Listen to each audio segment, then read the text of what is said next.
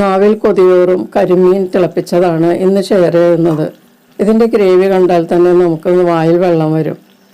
കരിമീൻ്റെ രുചി ഒരു പ്രത്യേക ടേസ്റ്റാണ്. വേറെ ഏത് മീനിനും കരിമീൻ്റെ മാംസത്തോളം ടേസ്റ്റ് വരില്ല. നെയ്മീനായാലും വേറെ എന്ത് മീനായാലും ഇത്രയും ടേസ്റ്റ് വരില്ല.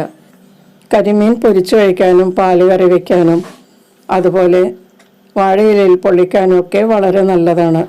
ഒരു സ്പെഷ്യൽ ഐറ്റമാണിത് ഹോട്ടലുകളിലെ. അപ്പോൾ ഇത് കഴിക്കുമ്പോൾ ഇതിൻ്റെ മുള്ളാണ് പ്രധാനം. മുള്ള് നമ്മുടെ കഴുത്തിൽ കെട്ടുമെന്നുള്ള പേടി എല്ലാവർക്കും ഉണ്ട്. കുട്ടികൾക്ക് പ്രത്യേകിച്ച് കൊടുക്കുമ്പോൾ ശ്രദ്ധിക്കണം. അപ്പോൾ ഈ കരിമീൻ എങ്ങനെയാണ് തിളപ്പിക്കുന്നതെന്ന് നമുക്ക് വീഡിയോയിലൂടെ കാണാം. തിളപ്പിക്കാൻ വേണ്ടി ഞാനൊരു വലിയ കരിമീനാണ് എടുത്തിരിക്കുന്നത്. അത് ക്ലീൻ ചെയ്ത് വെച്ചിരിക്കുകയാണ്.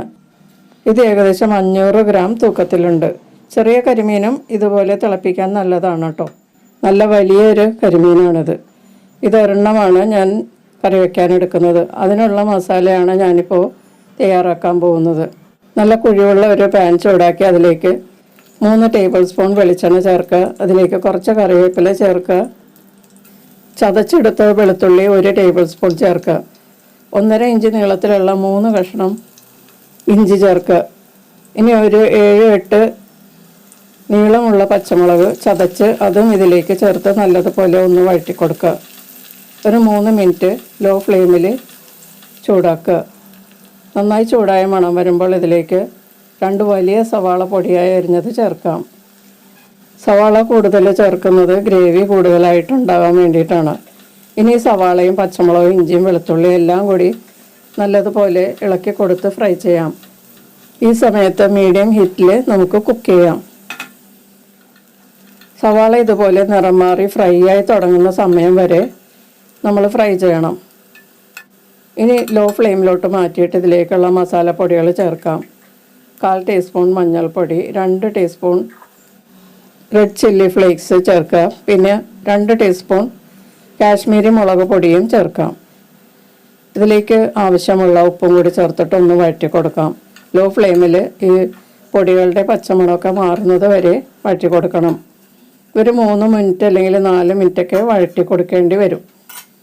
അപ്പോൾ മുളക് പൊടിയൊക്കെ നല്ല മൂത്ത മണം വരും. ആ സമയത്ത് ഇതിലേക്ക് നമുക്ക് വെള്ളം ചേർത്ത് കൊടുക്കാം. നല്ല തിളച്ച ചൂടുള്ള വെള്ളമാണ് ചേർക്കേണ്ടത്.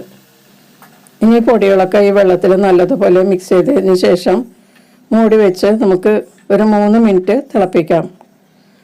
അപ്പോൾ ഈ മസാലയൊക്കെ നന്നായിട്ടൊന്ന് വെന്ത് കിട്ടും.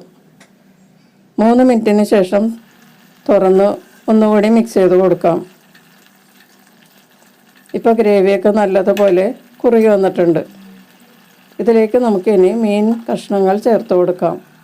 ഞാൻ ആ കരിമീൻ 2 കഷ്ണങ്ങളാക്കിയാണ് കട്ട് ചെയ്തിരിക്കുന്നത്. ഇനി ഓരോ കഷ്ണവും ഒന്ന് വരഞ്ഞു കൊടുക്കാം. ഇതിൽ ഉപ്പും പുളിയൊക്കെ നന്നായിട്ട് പിടിക്കാൻ വേണ്ടിയിട്ടാണ് ഇങ്ങനെ വരഞ്ഞു കൊടുക്കുന്നത് കേട്ടോ. മീൻ കഷ്ണത്തിൻ്റെ 2 പുറവും ഇതുപോലെ വരഞ്ഞതിന് ശേഷം ഗ്രേവിയിലേക്ക് നമുക്ക് ഓരോ കഷ്ണവും ചേർത്ത് കൊടുക്കാം. അടുത്ത കഷ്ണവും നമുക്കൊന്ന് വരഞ്ഞതിന് ശേഷം ഇതിലേക്ക് ചേർക്കാം. ഞാനത് 2 പുറവും ഒന്ന് വരഞ്ഞിട്ടാണ് ചേർത്തിരിക്കുന്നത് കേട്ടോ. ഈ ഗ്രേവി ഈ മീൻ കഷ്ണങ്ങളുടെ പുറത്തേക്കൊന്ന് കോരി ഒഴിച്ചു കൊടുക്കാം. ഒരു കുഴിവുള്ള സ്പൂൺ എടുത്തിട്ട് നമുക്കിതിൻ്റെ പുറത്തേക്കൊക്കെ നല്ലതുപോലെ കോരി ഒഴിച്ചു കൊടുക്കാം.